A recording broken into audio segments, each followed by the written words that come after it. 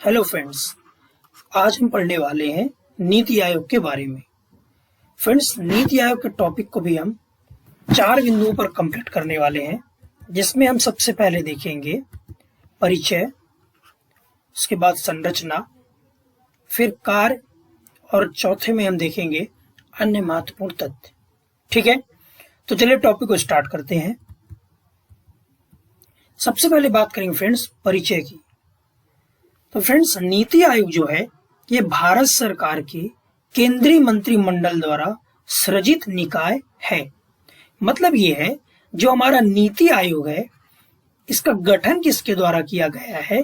तो केंद्रीय मंत्रिमंडल के द्वारा। ठीक है, केंद्रीय मंत्रिमंडल के द्वारा गठित निकाय है नीति आयोग। ये आपको सबसे पहले याद रखना है। फिर दूसरा पॉइंट आप देख रहे हैं, यह एक गैर संवैधानिक निकाय है। गैर संवैधानिक का मतलब होता है वह संस्था या वह निकाय जिसका वर्णन संविधान में नहीं किया गया है। जिसका वर्णन संविधान में नहीं किया गया है वो होता है गैर संवैधानिक। ठीक है, तो जो नीति आयोग है यह कैसा निकाय है? गैर संवैधानिक निकाय है। आपने इसके ऊपर वाले पॉइंट में यह भी पढ़ा है कि इसका निर्माण किसने किया? तो केंद्रीय मंत्रिमंडल ने। मतलब इसका वर्णन संविधान में नहीं है, तो यह एक गैर संवैधानिक निकाय है। और इसका निर्माण किसने किया है? तो भारत सरकार के केंद्रीय मंत्रिमंडल के द्वारा इसका निर्माण किया गया है। ये आपको याद रखना है। अगला पॉइंट आप देख रहे हैं, भारत सरकार की नीति निर्माण का थिंक टैंक है नीति आयोग। क्या है? भारत सरकार की नीति निर्माण का थिंक टैंक। ये थिंक टैंक और नीति निर्माण क्या चीज है, ये अपन अभी आगे बात करने वाले हैं। बस आपको ये याद रखना है कि भारत सरकार के थिंक टैंक की संज्ञा किसे दी जाती है? तो वो है नीति आयोग। ये आपको याद रखना है। ओके, चलिए बात करेंगे अगले पॉइंट की। यह योजना आयोग का उत्तराधिकारी है। यह योजना आयोग का उत्तराधिकारी है। फ्रेंड्स, जो हमारा नीति आयोग है यह योजना आयोग का उत्तराधिकारी ऐसे हुआ कि देखिए, सबसे पहले आप ये जानिए, योजना आयोग इसका गठन पूर्व प्रधानमंत्री पंडित जवाहरलाल नेहरू जी की अध्यक्षता में 15 मार्च 1950 में किया गया था। ठीक है, किसका गठन? योजना आयोग का गठन कब किया गया? तो 15 मार्च 1950 को। ये आपको याद रखना है। किसकी अध्यक्षता में? पंडित जवाहरलाल नेहरू जी की अध्यक्षता में। फिर उसके बाद क्या हुआ फ्रेंड्स? 13 अगस्त सन, ये आपको डेट भी याद रखनी है, 13 अगस्त सन 2014 को पीएम मोदी के द्वारा योजना आयोग की समाप्ति की घोषणा की गई कि हम योजना आयोग को अब समाप्त कर रहे हैं और इसकी जगह लाएंगे किसको? नीति आयोग को। ठीक है, इसीलिए जो नीति आयोग है ये कहलाया योजना आयोग का उत्तराधिकारी। यह भी आपको याद रखना है। फिर अगला पॉइंट है, यह बॉटम टू टॉप अप्रोच पर आधारित है। फ्रेंड्स, जो योजना आयोग था वो टॉप टू बॉटम अप्रोच पर आधारित था। ठीक है, लेकिन जो ये नीति आयोग है ये जो है बॉटम टू टॉप अप्रोच पर आधारित है। इसको ऐसे समझिए, टॉप टू बॉटम। ठीक है, टॉप में हुई केंद्र सरकार, बॉटम में आ गई राज्य सरकार। जो योजना आयोग था वो केंद्र सरकार के द्वारा जो योजनाएं बनाई जाती थी उनको पहुंचा देता था राज्यों तक कि आपको इन योजनाओं का क्रियान्वयन करना है। तो ये कहलाया टॉप टू बॉटम अप्रोच पर आधारित। अब बॉटम टू टॉप की अगर बात करें, बॉटम टू टॉप, तो ये है नीति आयोग। नीति आयोग में क्या होता है कि इसमें केंद्र सरकार के साथ साथ राज्यों के जो मुख्यमंत्री होते हैं वह भी शामिल होते हैं इसकी सदस्यता में। तो राज्यों की जो समस्याएं हैं उन सब चीजों को देखते हुए भी योजनाएं तैयार की जाती हैं। इसका मतलब ये है कि इसमें जो है योजना कैसी होनी चाहिए, क्या क्या कार्य इसमें किए जाने चाहिए, या जो भी बातें होती हैं उसमें राज्यों का भी योगदान होता है। इसलिए इसको कहेंगे क्या, मतलब नीति आयोग के द्वारा जो नीतियां बनाई जाती हैं उसमें राज्यों का भी योगदान है ना। मतलब बॉटम की भी बात सुनी जा रही है, इसलिए इसको कहा गया ये बॉटम टू टॉप अप्रोच पर आधारित है। ओके, आई होप आप समझ गए होंगे। टॉप टू बॉटम का मतलब है केंद्र के द्वारा योजनाएं बनाई गई, राज्यों को दे दिया गया, आपको इसको क्रियान्वित करना है। और बॉटम टू टॉप का मतलब हुआ जो योजनाएं बनाई जा रही हैं उसमें राज्य भी अपना सुझाव दे रहे हैं, अपनी सलाह दे रहे हैं, तो उन पर भी गौर किया जा रहा है, फिर योजनाएं बनाई जा रही है। तो ये बॉटम टू टॉप हुआ, इस चीज को आपको याद रखना है। तो यहाँ पर फ्रेंड्स हमने क्या समझा, जो नीति आयोग है भारत सरकार के केंद्रीय मंत्रिमंडल के द्वारा गठित किया गया है। यह एक गैर संवैधानिक निकाय है, भारत सरकार के नीति निर्माण का थिंक टैंक है, इसके बारे में भी हम आगे बात करने वाले हैं। यह योजना आयोग का उत्तराधिकारी है और यह बॉटम टू टॉप अप्रोच पर आधारित है। ठीक है, चलिए अब आगे बढ़ेंगे। अब बात करेंगे फ्रेंड्स हम संरचना की। तो सबसे पहले आपको याद रखना फ्रेंड्स, नीति आयोग का फुल फॉर्म। जब स्टार्टिंग में नीति आयोग का गठन किया गया था तो कई बार ये एग्जाम में पूछा जा चुका है, आपको ये याद रखना है। NITI Aayog national institution for transforming India, ये नीति आयोग का फुल फॉर्म है। इसका मतलब हुआ राष्ट्रीय भारत परिवर्तन संस्थान, ये आपको याद रखना है। ठीक है, बात करेंगे नीति आयोग की स्थापना की घोषणा कब की गई, हमने इसके बारे में पीछे बात की है, 13 अगस्त सन 2014 को, तो ये डेट भी आपको याद रखना है। अब इसकी स्थापना कब की गई, स्थापना की गई 1 जनवरी सन 2015 में। फ्रेंड्स घोषणा जो है 13 अगस्त सन 2014 को पीएम मोदी ने की थी कि हम योजना आयोग को समाप्त कर देंगे और नीति आयोग का गठन करेंगे। फिर इसका स्थापना या गठन कब किया गया, 1 जनवरी सन 2015 को, ये आपको याद रखना है। मुख्यालय कहां पर है, तो दिल्ली में है। इसका अध्यक्ष कौन होगा, तो अध्यक्ष होते हैं प्रधानमंत्री। ठीक है, मुख्यालय कहां है नीति आयोग का, दिल्ली में है। अध्यक्ष कौन होता है, तो प्रधानमंत्री होते हैं। इसका मतलब पहले अध्यक्ष कौन कहलाए नीति आयोग के, तो ये कहलाए कौन, पीएम नरेंद्र मोदी जी। वर्तमान अध्यक्ष भी यही है, तो ये आपको याद रखना है। ठीक है, इसमें जो प्रथम अध्यक्ष है इसको गौर करिएगा, कंफ्यूज मत होइएगा। चलिए उपाध्यक्ष की बात करेंगे फ्रेंड्स। तो उपाध्यक्ष जो है प्रधानमंत्री द्वारा नियुक्त होता है, जिसका पद कैबिनेट मंत्री के समकक्ष होता है, ये आपको याद रखना है। नीति आयोग के उपाध्यक्ष की नियुक्ति कौन करता है, तो प्रधानमंत्री। और ये जो उपाध्यक्ष है इसका जो पद है किसके समकक्ष होता है, तो कैबिनेट मंत्री के समकक्ष होता है।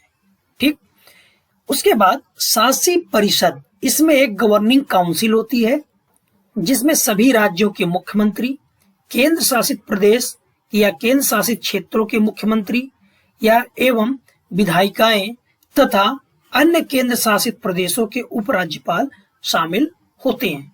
मतलब ये है, ये जो गवर्निंग काउंसिल है, शासी परिषद है, ये नीति आयोग का एक हिस्सा है और इसमें जो है सभी राज्यों के मुख्यमंत्री, केंद्र शासित प्रदेश जहां पर विधानसभा है वहां के मुख्यमंत्री या जहां पर नहीं है वहां के उपराज्यपाल इसमें शामिल होते हैं। इसके बारे में हमने पीछे बात की है, जब हमने बात की थी इसमें कि ये बॉटम टू टॉप अप्रोच पर आधारित है ना, हमने बात की थी ना, इसमें सीएम शामिल होते हैं, उनकी बातों को सुना जाता है, उनकी सलाह को भी माना जाता है। तो ये जो गवर्निंग काउंसिल है उसके सदस्य कौन कौन हुए, सभी राज्यों के सीएम या केंद्र शासित प्रदेश जहां पर विधानमंडल है, विधायिकाएं हैं, जैसे दिल्ली और पुदुचेरी हो गए, यहाँ के सीएम हो गए, और अन्य केंद्र शासित प्रदेश वहां के उपराज्यपाल शामिल होते हैं। फिर इसमें विशेष आमंत्रित सदस्य भी शामिल होते हैं, इस बात को भी आप याद रखिएगा। चलिए संरचना में हम आगे बढ़ेंगे,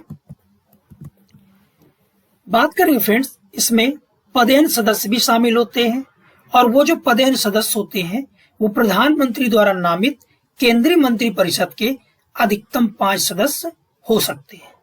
ठीक है, ये जो पदेन सदस्य होते हैं इनकी नियुक्ति कौन करता है, इनको कौन नॉमिनेट करता है, ये व्यक्ति सदस्य होंगे तो प्रधानमंत्री के द्वारा इन्हें चुना जाएगा, ठीक है। और ये कौन होंगे, तो केंद्रीय मंत्रिपरिषद के सदस्य होंगे। और अधिकतम कितने हो सकते हैं पदेन सदस्य, तो 5 हो सकते हैं। ये आपको याद रखना है। अगला पॉइंट है नीति आयोग के शासी परिषद की अध्यक्षता नीति आयोग के अध्यक्ष के द्वारा की जाएगी। हमने पीछे इसके बारे में बात की थी। जो गवर्निंग काउंसिल होती है उसकी जब भी मीटिंग होगी तो उसकी अध्यक्षता किसके द्वारा की जाएगी, तो नीति आयोग के अध्यक्ष के द्वारा, जो कि कौन होगा, वो होगा पीएम, ठीक है। तो गवर्निंग काउंसिल की जब भी बैठक होगी तो अध्यक्षता कौन कर रहा है, पीएम कर रहा है। ये आपको याद रखना है। और नीति आयोग के क्षेत्रीय परिषद की अध्यक्षता उपाध्यक्ष के द्वारा की जाएगी। इस बात को आपको याद रखना है। नीति आयोग के क्षेत्रीय परिषद की अध्यक्षता कौन करेगा, तो उपाध्यक्ष करता है, ना कि अध्यक्ष। आपको शासी परिषद और क्षेत्रीय परिषद को याद रखना है, इसमें कंफ्यूज मत होना आप। शासी परिषद की जो अध्यक्षता गवर्निंग काउंसिल की वो पीएम के द्वारा की जा रही है, जो कि अध्यक्ष है। और जो क्षेत्रीय परिषद है उसकी अध्यक्षता कौन कर रहा है, तो उपाध्यक्ष। ये आपको याद रखना है। नीति आयोग का उपाध्यक्ष करेगा इसकी अध्यक्षता। अभी जो क्षेत्रीय परिषद है इसका कार्य क्या होता है फ्रेंड्स, तो देखिए जब राज्यों के मध्य विवाद हो जाता है तो उसका निपटारा जो करती है परिषद, वो क्षेत्रीय परिषद होती है नीति आयोग में, ठीक। तो इसका काम क्या है, राज्यों के मध्य हुए विवादों का निपटारा करना। तो इसकी अध्यक्षता कौन करता है क्षेत्रीय परिषद की नीति आयोग के, तो ये करेगा उपाध्यक्ष, याद रखिएगा। अब बात करेंगे मुख्य कार्यपालक अधिकारी सीईओ। ये प्रधानमंत्री द्वारा नियुक्त होता है और भारत सरकार के सचिव के पद की ये समकक्ष होता है। अगर मान लीजिए आपसे क्वेश्चन कर लिया जाए कि नीति आयोग के सीईओ की नियुक्ति कौन करता है, तो पीएम के द्वारा की जाती है। और इसका पद जो होता है तो भारत सरकार के सचिव पद के समकक्ष होता है। ये आपको याद रखना है, ठीक है। किसका, मुख्य कार्यपालक अधिकारी या सीईओ का पद। इसमें पूर्णकालिक सदस्य भी होते हैं जो 3 हो सकते हैं, और अंशकालीन सदस्य होते हैं जो 2 हो सकते हैं। ये आपको याद रखना है। पूर्णकालिक सदस्य नीति आयोग में कितने होते हैं, 3। अंशकालीन सदस्य कितने होते हैं, 2, ठीक है। चलिए फ्रेंड्स अब आगे बढ़ेंगे। वर्तमान में उपाध्यक्ष कौन है, तो वो है राजीव कुमार, इनका नाम याद रखिएगा। और प्रथम कौन थे, तो अरविंद पनगड़िया, ठीक है। कौन थे, अरविंद, ये आप सामने जो देख रहे हैं ये है पनगड़िया, अरविंद पनगड़िया, ये है नीति आयोग के प्रथम उपाध्यक्ष, ठीक है। वर्तमान में राजीव कुमार। और नीति आयोग के अध्यक्ष के बारे में जैसे हमने पीछे बात की, तो इसमें कंफ्यूज आपको नहीं होना है। प्रथम कौन हुए, तो नरेंद्र मोदी जी। वर्तमान कौन है, तो वही मोदी जी ही हैं, ठीक है। ये आपको याद रखना है। जबकि वर्तमान सीईओ अमिताभ कांत है और पहले सीईओ कौन रहे, तो सिंधु श्री खुल्लर रहे। ये आपको याद रखना है। फ्रेंड्स नीति आयोग के आधार स्तंभ की बात करें तो 7 हैं। कितने हैं आधार स्तंभ नीति आयोग के, 7। ये आपको याद रखना है इनकी संख्या। नीति आयोग के आधार स्तंभ की संख्या कितनी है, 7। चलिए अब आगे बढ़ेंगे। अब बात करेंगे फ्रेंड्स हम नीति आयोग के कार्यों के बारे में। देखिए फ्रेंड्स शॉर्ट में आपको पहले मैं बता दूं, योजना आयोग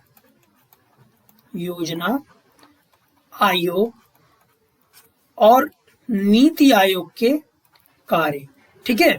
फिर इस पर बात करते हैं। देखिए जो योजना आयोग था उसका कार्य था पंचवर्षीय योजनाएं बनाना। पंचवर्षीय योजनाएं बनाना किसका कार्य था, योजनाएं बनाना योजना आयोग का, ठीक है। फिर दूसरा, ये एक महत्वपूर्ण कार्य उसका हुआ। दूसरा महत्वपूर्ण कार्य था राज्यों और मंत्रालयों को वित्त आवंटित करना, ठीक है। राज्यों और मंत्रालयों को वित्त आवंटित करना और पंचवर्षीय योजनाएं तैयार करना, यह कार्य था योजना आयोग का। फिर उसका जो उत्तराधिकारी हुआ वो हुआ नीति आयोग। तो अब नीति आयोग के कार्यों की बात करें तो इसके प्रमुख कार्य आप समझिए सीधे से सिंपल शब्दों में, ये जो है सरकार का थिंक टैंक है। जैसे हमने पीछे इसके बारे में बात की, ये सरकार का क्या है, थिंक टैंक है। मतलब ये जो है सोच समझकर सामाजिक और आर्थिक मुद्दों पर, सामाजिक और आर्थिक मुद्दों पर सरकार को सलाह देता है। ठीक है, सामाजिक और आर्थिक मुद्दों पर सरकार को ये सलाह देता है और उन सलाह को सरकार मानते हुए नीतियों का निर्माण करती है जिससे लोगों का भला हो सके, लोगों का हित हो सके। ठीक है, तो इनके दोनों के कार्य में आप अंतर समझ रहे होंगे। जो योजना आयोग था उसका कार्य क्या था, पंचवर्षीय योजनाएं तैयार करना और राज्यों और मंत्रालयों को वित्त आवंटित करना। लेकिन जो नीति आयोग है वो सरकार का थिंक टैंक के रूप में काम करता है। सरकार की तरफ से वो विचार करता है, सोचता है और ऐसे मुद्दों पर सरकार को सलाह देता है, सामाजिक और आर्थिक मुद्दों पर, जिससे कि वो ऐसी नीतियों का निर्माण कर सके कि लोगों का भला हो सके। ठीक, तो ये तो महत्वपूर्ण अंतर आप समझ लीजिए इनके कार्यों की। चलिए अब यहाँ पर बात करें और क्या कार्य करता है नीति आयोग। तो आप देख रहे हैं राष्ट्रीय विकास के लिए राज्यों की सक्रिय भागीदारी को बढ़ाना इसका एक कार्य है। राष्ट्रीय विकास के लिए राज्यों की सक्रिय भागीदारी को बढ़ाना। आपने पीछे देखा है राज्यों के सीएम, उपराज्यपाल वगैरह भी इसके सदस्य होते हैं। भारत में ग्राम स्तर पर योजनाएं बनाने के तंत्र को विकसित करना। जब राज्यों के सीएम वगैरह सब शामिल है तो भारत में ग्राम स्तर पर निचले स्तर तक भी योजनाओं के बारे में क्या होना चाहिए, कैसी योजनाएं बनाना चाहिए, उस पर भी विचार किया जाएगा। फिर केंद्र तथा राज्यों को राष्ट्रीय तथा अंतर्राष्ट्रीय मुद्दों पर यह तकनीकी सलाह भी देता है, यह भी याद रखना है। केंद्र तथा राज्यों को राष्ट्रीय तथा अंतर्राष्ट्रीय मुद्दों पर यह तकनीकी सलाह भी देगा। ठीक, उसके बाद सहयोगपूर्ण संघवाद को बढ़ावा देना, ये इसके कार्य हैं, ये इसके उद्देश्य हैं। ठीक है फ्रेंड्स, चलिए अब बढ़ेंगे हम आगे और बात करेंगे अन्य महत्वपूर्ण तथ्यों के बारे में। तो सबसे पहले फ्रेंड्स, नीति आयोग द्वारा प्रकाशित सूचकांक, कौन कौन से सूचकांक है जो नीति आयोग द्वारा प्रकाशित किए जाते हैं। तो ये 5 सूचकांक है, जिसमें है पहला composite water management index, composite water management index. दूसरा स्कूल एजुकेशन क्वालिटी इंडेक्स। तीसरा इंडिया इनोवेशन इंडेक्स। चौथा एसटीजी इंडिया इंडेक्स। पांचवा है ईज ऑफ लिविंग इंडेक्स। ये 5 इंडेक्स हैं जिसको प्रकाशित कौन करता है, नीति आयोग। तो इनको आपको याद रखना है। पहला कंपोजिट वाटर मैनेजमेंट इंडेक्स, दूसरा स्कूल एजुकेशन क्वालिटी इंडेक्स, तीसरा इंडिया इनोवेशन इंडेक्स, चौथा एसडीजी इंडिया इंडेक्स और पांचवा है ईज ऑफ लिविंग इंडेक्स। ठीक है फ्रेंड्स, तो ये आपको याद रखना है। फिर आगे बात करेंगे तो एक नोट है यहाँ पर, सीपीआई नेता सीताराम येचुरी ने नीति आयोग की स्थापना को अनीति और दुर्नीति कहा। ये आपको याद रखना है, ये आलोचना कर रहे हैं। इसमें सीपीआई नेता सीताराम येचुरी ने नीति आयोग की स्थापना को क्या कहा, अनीति और दुर्नीति। ये आपको याद रखना है। हो सकता है आपको ऐसा एग्जाम में देखने को मिल जाए कि नीति आयोग के बारे में ये कथन किसका है। तो याद रखिएगा सीपीआई के नेता सीताराम येचुरी। ठीक है फ्रेंड्स, चलिए